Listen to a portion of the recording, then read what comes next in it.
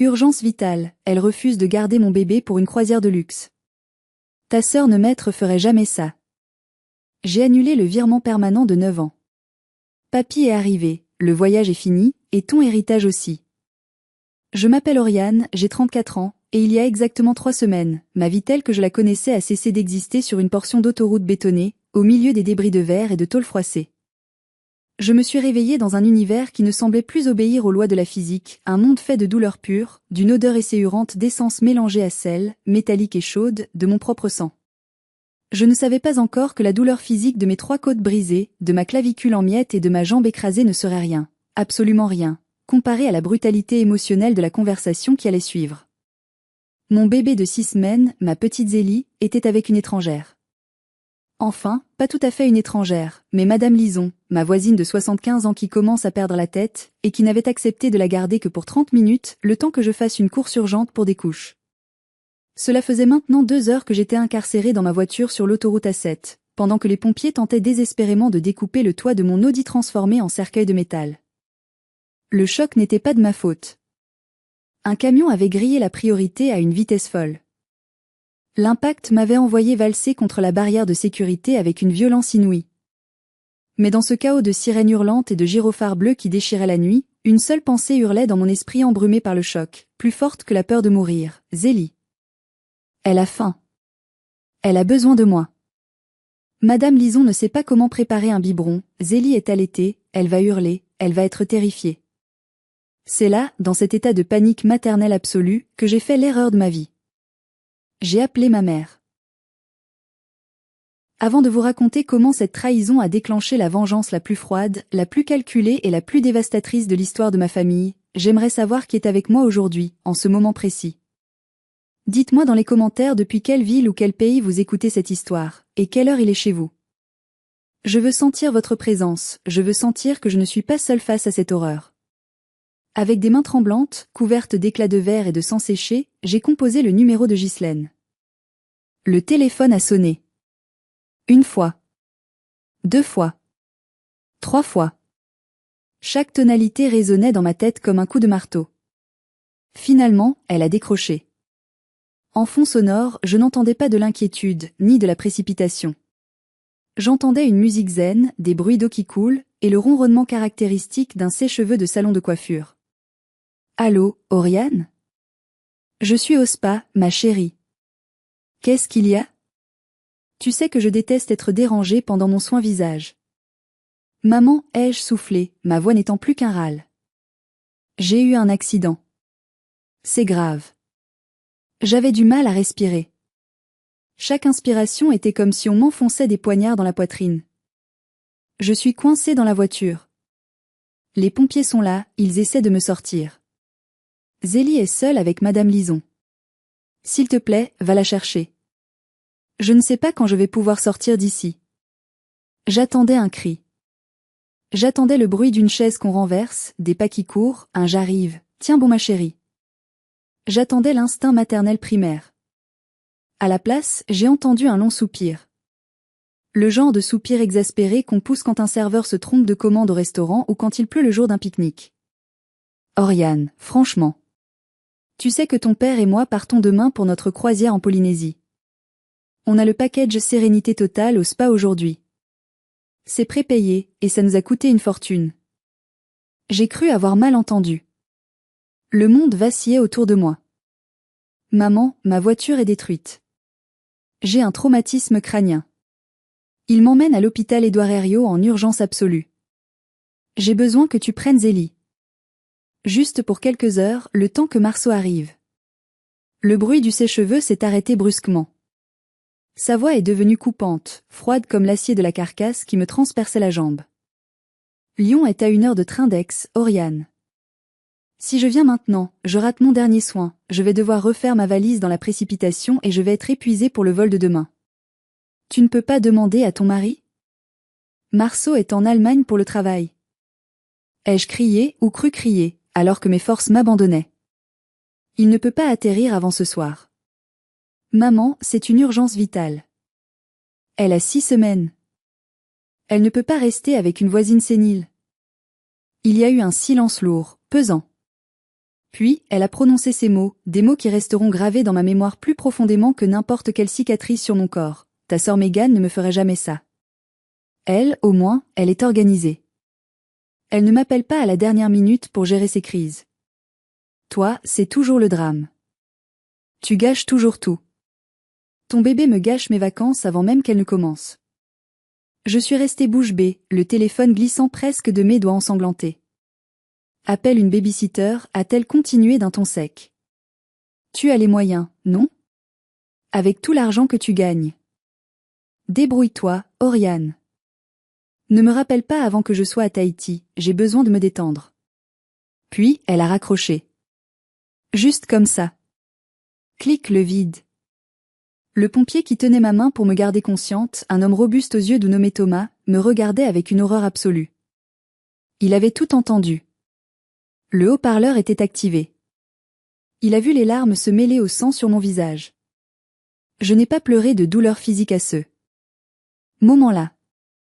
Je crois que mon cœur s'est simplement arrêté de battre, non pas à cause du choc de l'accident, mais à cause du froid glacial, polaire, qui venait d'envahir mon âme. Ma mère avait choisi un soin du visage plutôt que la vie de sa fille et la sécurité de sa petite fille. Dans l'ambulance, alors que la morphine commençait à engourdir mes membres broyés, mon esprit, lui, refusait de s'éteindre. Il est passé en mode survie. C'est un mécanisme de défense que j'ai développé depuis l'enfance. Quand on est la fille difficile, celle qu'on ignore, celle qui n'est jamais assez bien, on apprend à résoudre les problèmes seul. On apprend que personne ne viendra nous sauver. Je ne pouvais pas m'effondrer. Pas encore. Zélie avait besoin de moi. Je devais être sa mère, puisque la mienne avait démissionné. Avec l'aide de l'ambulancière, j'ai cherché sur mon téléphone cassé dont l'écran était fissuré en 1000 morceaux. J'ai tapé agence Nanny VIP Lyon. Service d'urgence 24H24. C'était un service de luxe, hors de prix, réservé aux célébrités ou aux cadres fortunés, mais je m'en fichais. Une voix douce a répondu immédiatement. Pas de soupir. Pas de reproche. Pas de jugement. Ici Magali, coordinatrice d'urgence. Comment puis-je vous aider? Accident de voiture, ai-je halté? Bébé seul. Besoin de quelqu'un tout de suite. Ne dites rien de plus, madame. Donnez-moi l'adresse. Nous avons une infirmière puéricultrice certifiée disponible immédiatement. Elle peut être là dans 30 minutes. Le tarif est de 120 € de l'heure pour l'urgence vitale, avec un minimum de 4 heures. Je vous paie le double, ai-je murmuré. Allez-y, sauvez ma fille. J'ai transféré 3000 € d'acompte avec mon pouce couvert de sang séché. La transaction a pris 10 secondes. En 3 minutes, une parfaite inconnue, une salariée, avait fait plus pour ma fille que ma propre mère en 34 ans d'existence. C'était une transaction commerciale, certes, c'était froid, c'était de l'argent, mais c'était efficace. C'était sûr. Et mon Dieu, c'était terriblement triste. Alors que les lumières des néons de l'hôpital défilaient au-dessus de ma tête à toute vitesse, mes souvenirs ont commencé à affluer, formant ce que j'appelle mon musée des douleurs. Ce n'était pas la première fois que je ressentais cet abandon. Ce n'était que l'apogée d'une vie de négligence. Je me suis revue à 12 ans. Je m'étais cassé le poignet en tombant de vélo sous une pluie battante. J'étais rentrée à la maison en pleurant, tenant mon bras inerte. Ma mère m'avait regardée et avait dit « Je ne peux pas t'emmener aux urgences maintenant. Megan regarde son dessin animé préféré et je ne peux pas la laisser seule. » Megan avait 8 ans. J'avais dû marcher seule, sous la pluie, jusqu'au cabinet du médecin de ville, à 2 kilomètres de là. Je me suis revue à 25 ans, lors de ma remise de diplôme de directrice artistique. J'étais major de ma promotion. J'avais cherché mes parents dans la foule immense de l'amphithéâtre. Ils n'étaient pas là. J'ai appris plus tard que Megan avait une rupture amoureuse la veille avec un garçon qu'elle connaissait depuis 2 semaines, et ils étaient restés à la maison pour la consoler, lui faisant du chocolat chaud pendant que je recevais ma mention très bien face à des chaises vides. J'ai toujours été la bouc émissaire. Celle qui est trop sérieuse, trop indépendante, trop rigide. Megan, elle, était l'enfant roi. L'enfant doré. Elle pouvait échouer à ses examens, perdre ses emplois les uns après les autres, insulter les gens, faire des caprices. Elle était toujours pardonnée, toujours excusée. C'est Megan, elle est sensible, disait-il. Moi, si je ne souriais pas assez lors d'un dîner de famille, j'étais traitée d'ingrate, de froide, de calculatrice. Mais le pire, c'est que j'avais accepté ce rôle. J'avais intériorisé l'idée que je devais acheter ma place dans cette famille.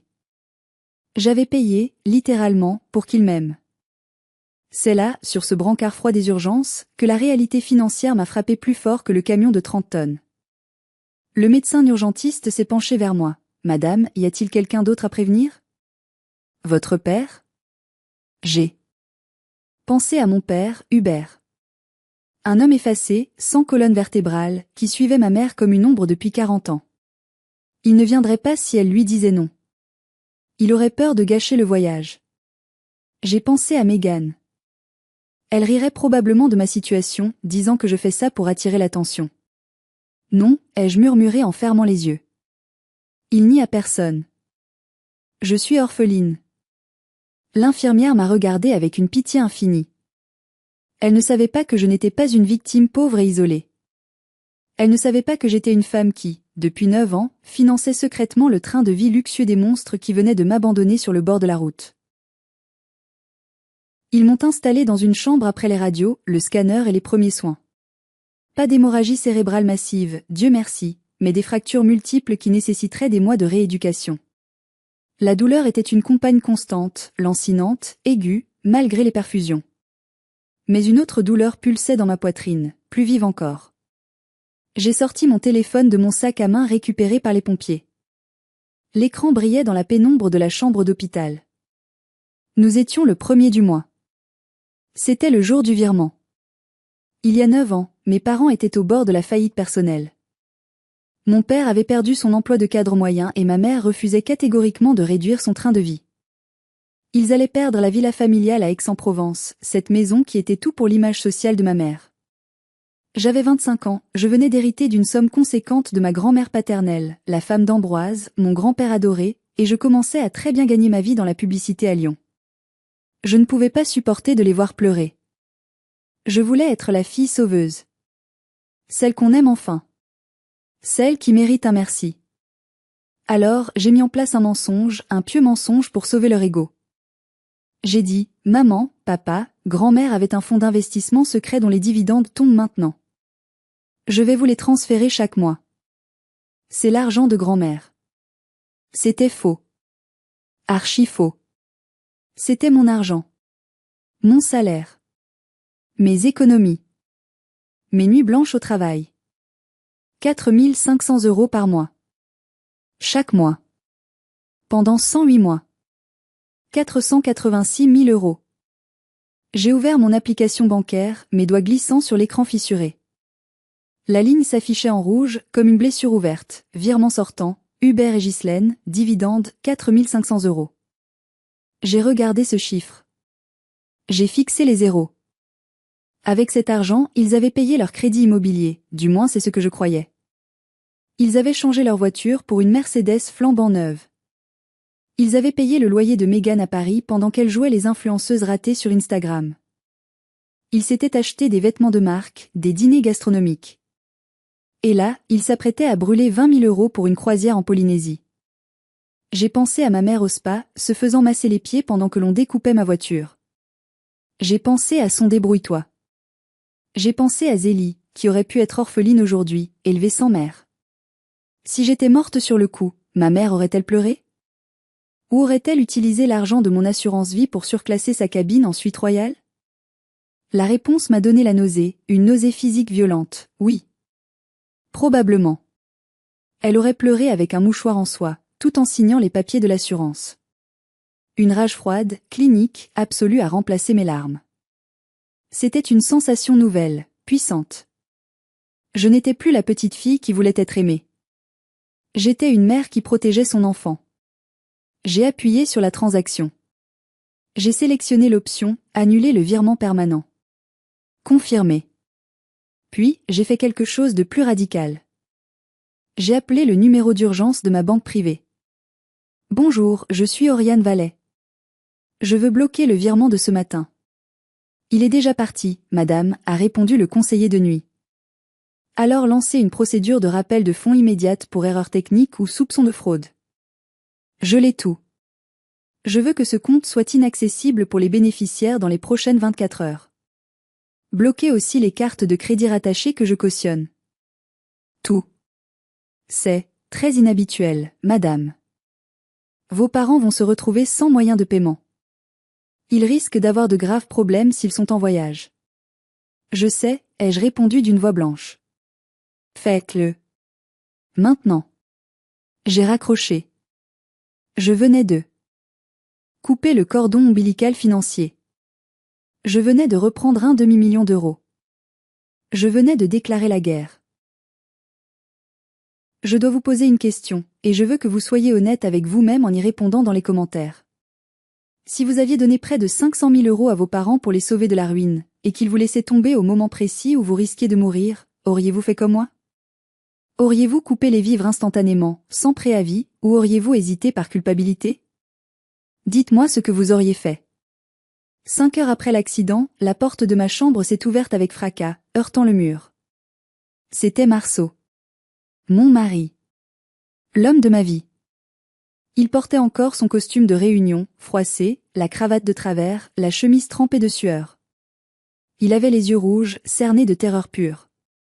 Il avait quitté une réunion cruciale à Francfort, loué une voiture de sport et roulé depuis l'Allemagne à une vitesse folle, défiant toutes les limitations de vitesse pour me rejoindre. Il s'est précipité vers le lit, tombant presque à genoux, prenant mon visage intact entre ses mains tremblantes comme si j'étais la chose la plus précieuse et la plus fragile au monde. Oriane. Mon Dieu, Oriane. Tu es là. Il pleurait. De vraies larmes. Des larmes d'homme terrifié à l'idée de perdre sa moitié. Il m'embrassait le front, les mains, vérifiant chaque centimètre de peau visible. Zélie va bien? A-t-il demandé entre deux sanglots. Magali, la nounou, m'a envoyé des photos, elle dort, elle a mangé. Mais toi, tes côtes, ta jambe. Je suis vivante, Marceau. On est vivant. On est ensemble. La différence était si brutale que j'en ai eu le vertige. L'amour de Marceau était palpable, physique, viscéral. L'indifférence de ma mère était abstraite, lointaine, froide. Marceau aurait traversé l'enfer pour moi. Ma mère ne voulait pas traverser un couloir de train. Quand il a repris son souffle et s'est calmé un peu, je lui ai tout raconté. L'appel. Le spa. Le refus. Le Zélie gâche mes vacances.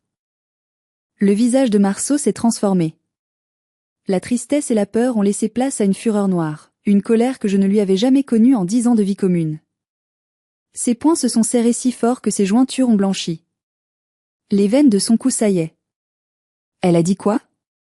Que notre fille gâchait ses vacances? Je vais l'appeler. Je vais la tuer. Je jure que je vais prendre la voiture et aller à Aix pour. Non, attends, ai-je dit en posant ma main valide sur son bras. Regarde ça d'abord. J'ai tendu mon téléphone vers lui. J'avais ouvert Instagram pendant que je l'attendais. Le profil de Mégane. Une story postée il y a 2 heures à peine. On y voyait Mégane, ma sœur, tenant une coupe de champagne, assise à l'arrière de la Mercedes Classe S de mes parents, tout sourire, faisant le signe V avec ses doigts manucurés. La légende disait, en route pour l'aéroport. Bye bye la grisaille, bonjour Tahiti. #family trip, #béni, #love life, vacances de rêve. Et en tout petit, caché dans un coin de la photo, une phrase qui m'a donné envie de vomir. Désolé pour ceux qui bossent lol. Marceau a fixé l'écran, incrédule. Il a cligné des yeux plusieurs fois. Attends, a-t-il dit lentement. Tes parents avaient dit qu'ils partaient en amoureux pour leurs 40 ans de mariage. C'était leur excuse pour ne pas garder Zélie le mois dernier. Ils emmènent Mégane? Oui. Et, le billet de Mégane. C'est un billet à 3 000 euros. C'est toi qui l'as payé, n'est-ce pas? Avec le virement de ce mois-ci? Oui, ai-je répondu, les larmes coulant enfin. J'ai payé pour que ma sœur aille boire du champagne et se moquer de ceux qui travaillent, pendant que je saignais sur l'autoroute. J'ai financé mon propre mépris. C'était la goutte d'eau. Ils avaient menti. Ils m'avaient dit qu'ils avaient besoin d'argent supplémentaire ce mois-ci pour des réparations urgentes de toiture qui menaçaient de s'effondrer. En réalité, ils finançaient le billet de leur enfant doré, leur princesse Mégane. Marceau a posé le téléphone doucement sur la table de nuit, comme s'il s'agissait d'une bombe. Tu as bien fait de couper les vivres, Oriane. Mais ce n'est pas suffisant. Il ne mérite pas seulement d'être pauvre. Il mérite d'être détruit. Il mérite de ressentir ce que tu ressens. C'est à ce moment-là, précis, dramatique, qu'on a frappé à la porte. Un coup sec, autoritaire, rythmé par le bruit caractéristique d'une canne sur le linoléum. Tac. Tac. Tac. La porte s'est ouverte sur une silhouette imposante malgré l'âge. Ambroise. Mon grand-père. 84 ans, ancien avocat d'affaires redouté dans toute la région, un homme qui inspirait le respect rien qu'en entrant dans une pièce, même sans dire un mot. Il portait son éternel manteau de laine gris impeccable, une écharpe en soie, et s'appuyait sur sa canne à pommeau d'argent sculpté. Il vivait dans une résidence senior haut de gamme à Lyon, à quelques kilomètres de l'hôpital. Marceau l'avait prévenu dès son arrivée. Il s'est avancé vers mon lit sans un mot. Le silence dans la pièce était total. Il a examiné mes bandages, le moniteur cardiaque qui bipait doucement, mes yeux cernés de noir. Sa mâchoire s'est contractée, le seul signe d'émotion qu'il s'autorisait jamais. Il a posé sa main rugueuse et chaude sur mon front. « Tu es une survivante, ma petite », a-t-il dit d'une voix rocailleuse. « Tu as la tête dure. Comme ta grand-mère. » Puis, il s'est tourné vers Marceau, pivotant lentement. « Où est Ghislaine ?» Marceau a échangé un regard avec moi. « Elle est en route pour Tahiti, papy. » Elle n'a pas voulu venir. Ambroise a plissé les yeux. C'était le regard qu'il devait avoir quand il détruisait une partie adverse au tribunal, un regard qui pouvait geler l'enfer. « Elle n'a pas voulu ?» a-t-il répété, articulant chaque syllabe. Elle a dit que Zélie gâchait ses vacances, a lâché Marceau, ne pouvant plus contenir sa rage. Ambroise n'a pas crié. Il n'a pas juré. Il a simplement sorti son vieux téléphone à clapet de sa poche. Il a commencé à composer un numéro, mais avant d'appuyer sur la touche appel, il m'a regardé droit dans les yeux, sondant mon âme. « Oriane, il faut qu'on parle d'argent. Maintenant. » J'ai baissé les yeux, honteuse comme une enfant prise en faute. « Je sais que tu les aides, papy. Je sais que je n'aurais pas dû te le cacher. »« Les aider ?» a-t-il tonné doucement. « Oriane, je pensais que tu leur donnais quelques centaines d'euros pour l'épicerie, pour les aider à finir le mois. Mais j'ai vu ta déclaration fiscale l'année dernière quand tu m'as demandé conseil pour la structure juridique de ton entreprise. J'ai vu la ligne dont familiaux.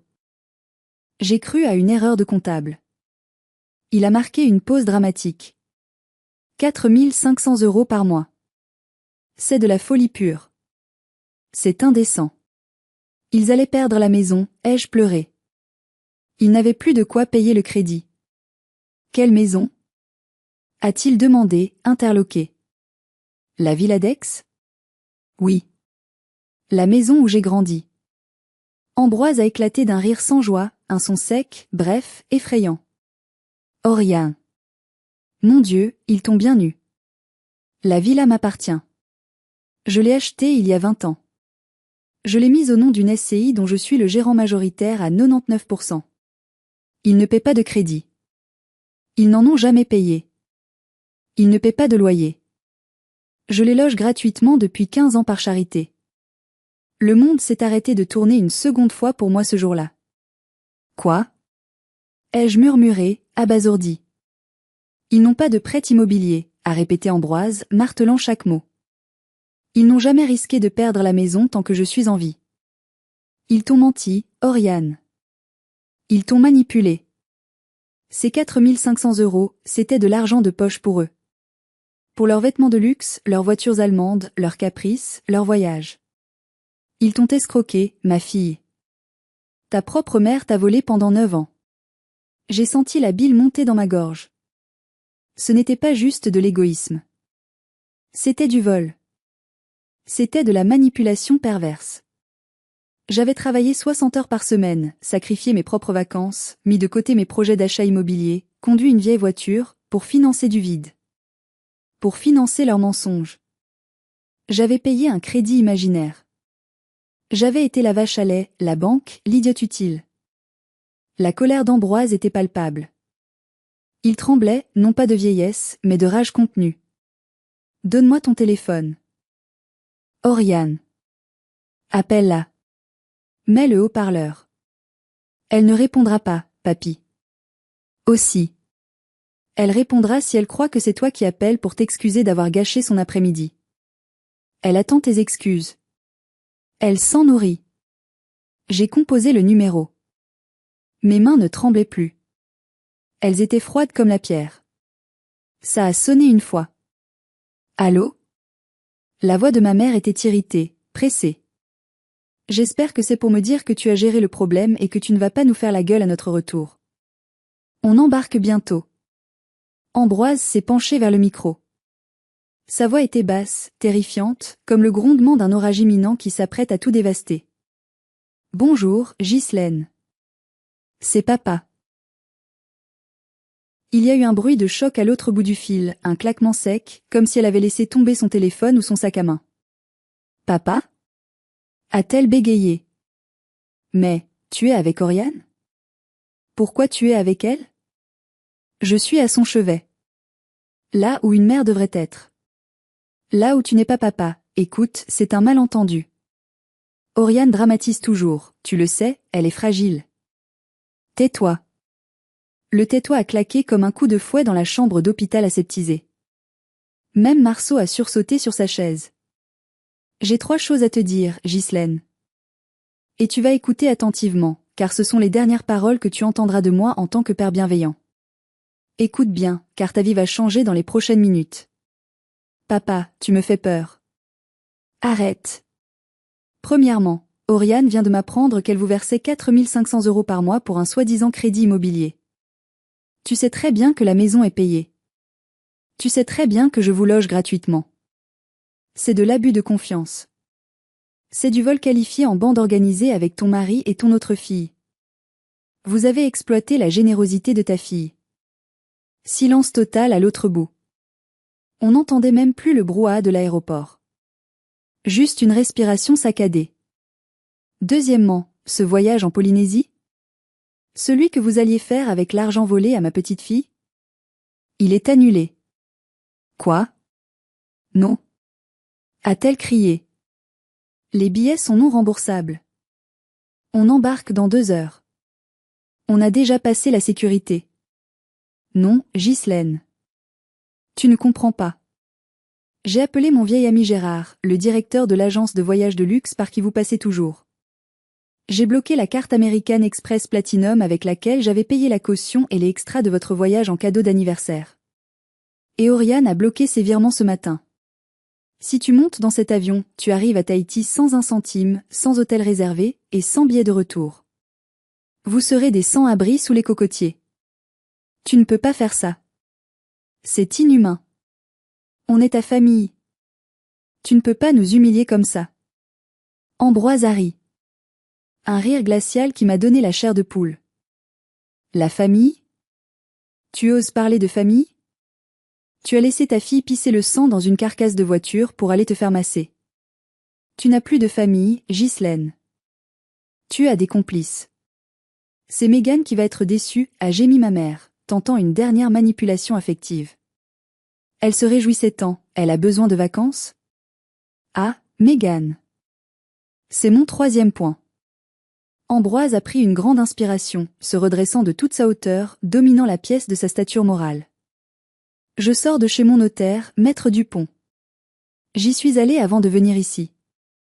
J'ai modifié mon testament il y a 1 heure. L'encre est encore fraîche. Papa, ne fais pas ça. Je t'en supplie. La villa d'Aix? Celle où vous vivez comme des princes? Elle ne te reviendra jamais. Je la lègue intégralement à Zélie, ma arrière-petite-fille, à sa majorité. Avec usufruit total pour Oriane jusqu'à la fin de ses jours. Mais, on vit dedans. C'est notre maison. Plus pour longtemps. Je lance une procédure d'expulsion dès demain matin. Vous avez 3 mois pour déguerpir. 3 mois pour vider les lieux. Toi, Hubert, et ta parasite de fille Mégane. Trouvez-vous un travail. Trouvez-vous un logement HLM. Bienvenue dans le monde réel, Ghislaine. Bienvenue dans la vie que ta fille mène pour vous entretenir. Des cris hystériques ont éclaté à l'autre bout du fil. Ma mère hurlait, pleurait, menaçait, un mélange inaudible de rage et de terreur. Tu es un monstre. Oriane t'a monté la tête. C'est une manipulatrice. Elle veut tout pour elle. La seule manipulatrice ici, c'est celle qui a traité sa propre fille de gâcheuse de vacances alors qu'elle était sur un brancard. Adieu, Ghislaine. Profite bien de l'aéroport. Regarde bien les avions décoller. C'est le seul voyage que tu feras. Ambroise a raccroché brutalement. Il a fermé son téléphone d'un geste sec. Il a posé l'appareil doucement sur la table de nuit. Ses mains tremblaient légèrement maintenant. L'effort lui avait coûté. Il s'est assis lourdement dans le fauteuil en cuir, le visage gris. « Je suis désolé, Oriane, a-t-il dit d'une voix brisée. J'aurais dû voir ça plus tôt. J'ai élevé un monstre. J'ai été aveugle.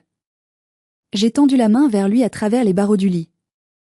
Tu m'as sauvé, papy. Pas seulement aujourd'hui. Tu m'as sauvé pour toujours. Tu m'as rendu ma vie. » Les 24 heures qui ont suivi ont été un spectacle de désolation absolue pour mes parents, et, je l'avoue sans honte, une source de satisfaction perverse et profonde pour moi. Ils n'ont pas pu embarquer.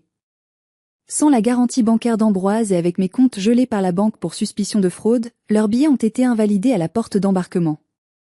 Imaginez la scène, ma mère en tenue de vacances, grand chapeau de paille, lunettes de soleil Dior, valise Louis Vuitton, refoulée devant tout le monde par le personnel au sol. L'humiliation publique qu'elle redoutait tant, celle qu'elle avait passé sa vie à éviter, venait de s'abattre sur elle avec la force d'un tsunami.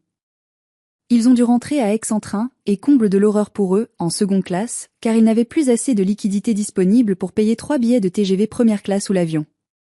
Ils ont voyagé au milieu de la plèbe qu'ils méprisaient tant. Dès leur retour dans la villa qu'ils savaient désormais perdue, la réalité financière les a frappés de plein fouet, sans pitié. J'ai reçu une notification de ma banque sur mon nouveau téléphone que Marceau m'avait apporté. Tentative de prélèvement rejetée, 4 500 €. Puis une autre, 1 heure plus tard, tentative de prélèvement rejetée, American Express, 3 200 €. Puis une autre, prélèvement rejeté, leasing Mercedes, 890 €. Ils vivaient tellement au-dessus de leurs moyens, sur le fil du rasoir, qu'ils étaient en déficit chronique sans mon injection mensuelle de cash. Sans ma perfusion financière, leur vie de château s'effondrait comme un château de cartes en pleine tempête. C'est Mégane qui a ouvert les hostilités la première.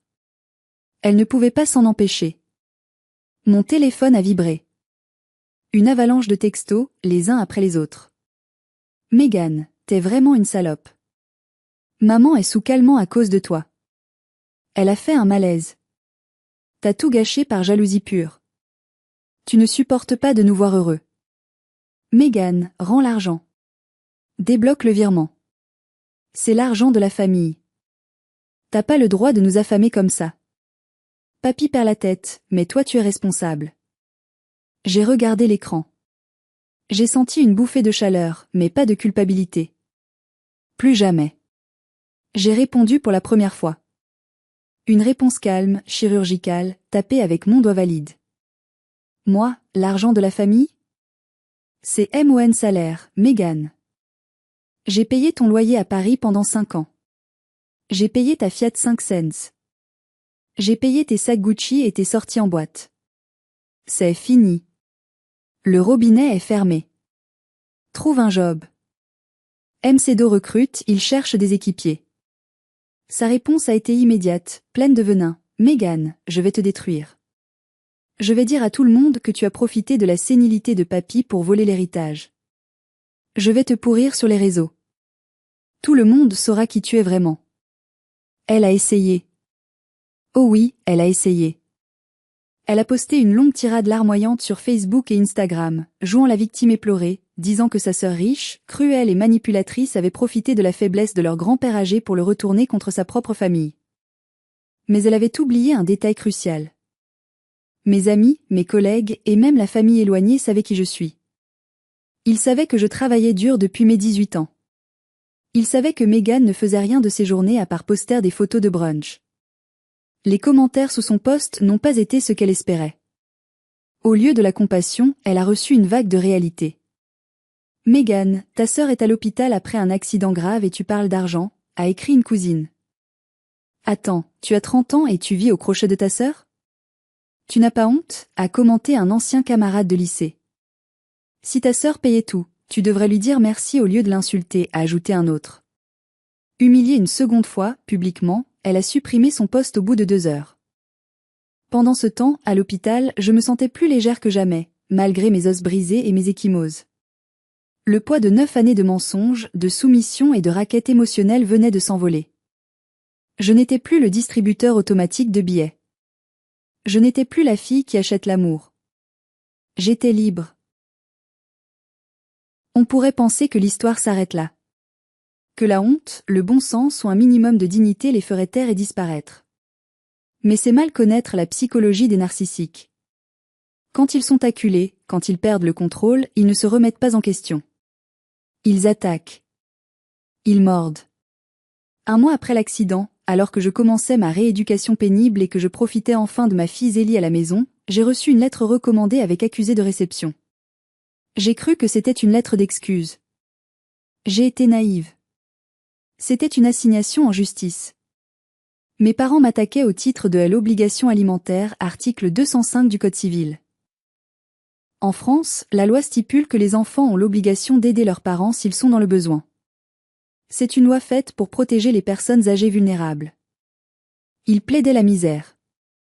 Ils osaient plaider la misère. Ils disaient dans leur dossier que sans mon aide financière habituelle, ils ne pouvaient plus subvenir à leurs besoins fondamentaux et risquaient de tomber dans la précarité. Ils demandaient au juge de m'ordonner de verser une pension de 3 000 € par mois. C'était le comble du cynisme. Ils utilisaient la loi conçue pour protéger les vieillards pauvres afin de maintenir leur train de vie de bourgeois déchus, pour continuer à boire du champagne et rouler en Mercedes. Le jour de l'audience devant le juge aux affaires familiales, je suis arrivée en béquille, soutenue par Marceau. Ma mère était là. Elle avait troqué ses tailleurs Chanel habituels pour une tenue sombre, modeste, presque usée. Une stratégie évidente de son avocat pour jouer la vieille dame fragile et abandonnée. Mon père regardait ses chaussures, n'osant pas croiser mon regard. Leur avocat a commencé une tirade larmoyante sur l'ingratitude des enfants modernes, sur le fait qu'ils avaient tout sacrifié pour moi, que je les laissais mourir de faim alors que je vivais dans l'opulence. Puis, ce fut au tour de l'avocat d'Ambroise, qui avait insisté pour payer ma défense, de se lever. Maître Dupont. Un requin du barreau, un homme qui ne souriait jamais. Il s'est approché de la barre calmement. Il a posé une pile épaisse de dossiers sur le bureau du juge. Le bruit sourd du papier tombant sur le bois a résonné dans la salle silencieuse. Monsieur le juge, a-t-il commencé d'une voix posée. Voici les relevés bancaires certifiés des 9 dernières années. Ma cliente, Madame Oriane Vallet, a versé volontairement, je dis bien volontairement, la somme totale de 486 000 € à ses parents. Le juge a haussé les sourcils, ajustant ses lunettes. Un murmure a parcouru la salle. 1/2 million d'euros, a répété l'avocat. Voici également les relevés de dépenses des demandeurs sur la même période, obtenus légalement, voyage de luxe aux Maldives, maroquinerie de haute couture, restaurants étoilés, leasing de voitures de sport, et, ah oui, l'entretien complet d'une autre fille adulte de 30 ans, Mademoiselle Megan, ici présente au fond de la salle. L'avocat a sorti une dernière pièce, une feuille unique. Et voici la preuve irréfutable qu'ils sont logés gratuitement par le grand-père, Monsieur Ambroise, depuis 15 ans. Ils n'ont aucune charge de logement. Pas de loyer. Pas de crédit. Leur demande n'est pas une demande de survie, monsieur le juge. C'est une tentative d'extorsion. C'est une tentative de maintenir un train de vie artificiel sur le dos de la victime. Le juge a pris les documents. Il les a feuilletés lentement. Son visage s'est durci à mesure qu'il lisait les montants des dépenses de ma mère en sac à main. Il a fini par poser le dossier et a regardé ma mère par-dessus ses lunettes. Un regard de mépris absolu. Madame, a-t-il dit d'une voix glaciale. Vous osez venir dans mon tribunal, encombrer la justice, pour demander une pension alimentaire alors que vous avez dilapidé 1/2 million d'euros donnés par votre fille. Et le dossier indique que vous l'avez abandonné lors d'un accident grave pour aller en voyage? Mais, c'est mon droit, a balbutié ma mère, perdant soudain son assurance de vieille dame fragile. La loi dit que votre droit est de vivre décemment, madame. Pas de vivre comme des rois au crochet de votre fille que vous méprisez. Le verdict a été rendu sur le siège. Cinglant. Immédiat. Demande rejetée dans son intégralité. Condamnation aux dépens, il devait payer mes frais d'avocat ainsi que les leurs. Et une remarque acerbe du juge inscrite au procès-verbal, une tache indélébile sur leur honneur. Le comportement des demandeurs frôle l'abus de droit et démontre une mauvaise foi caractérisée. En sortant du tribunal, ma mère a essayé de m'attraper le bras dans le couloir. Oriane, attends. On va être à la rue. Ton grand-père nous expulse vraiment la semaine prochaine. Les huissiers sont passés. On n'a nulle part où aller.